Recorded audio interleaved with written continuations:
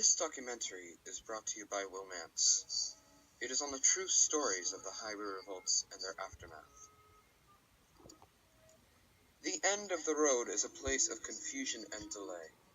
You must find another way to get around in your little automobile and slow down quickly before you hit a car or obstacle. Why, you may ask, did they just stop this road before it seemed to be finished? Well, the answer isn't quite that easy.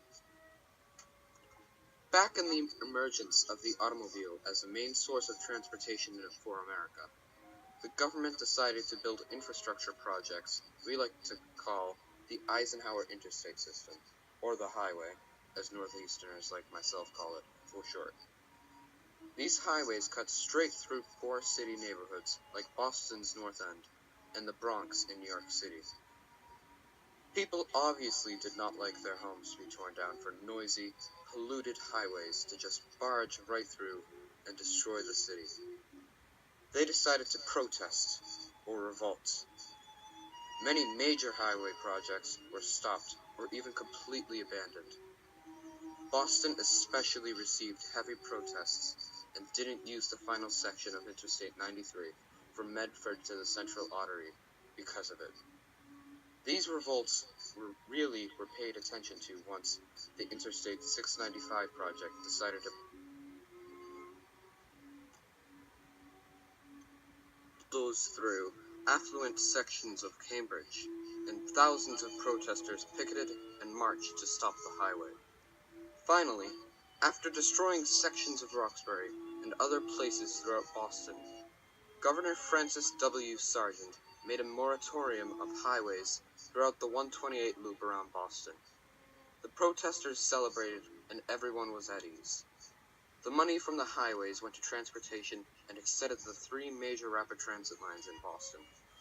It created a safe haven for a beautiful city, almost rid of highways, especially after the Big Dig submerged the Central Artery in the North End in a massive tunnel. Today, the place where Interstate 95 and 695 were supposed to be is now part of Amtrak's final stretch of the Northeast Corridor, with linear parks placed above.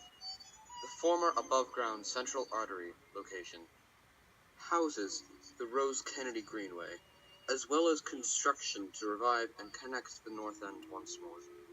Truly, the protests and the effects of them caused a massive ripple effect for Boston, as well as many other major cities across the globe.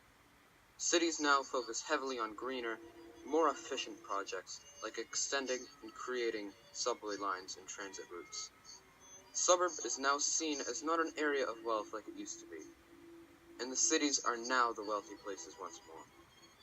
The highway projects of the 50s, 60s, and 70s started with a boom, and today are ending with the sound of jackhammers and the grumbling of city people too. Remove that atrocity. We have tried the highway in cities, but I, along with all others who take a stand in history, think we all know that they, themselves, have reached the end of the road.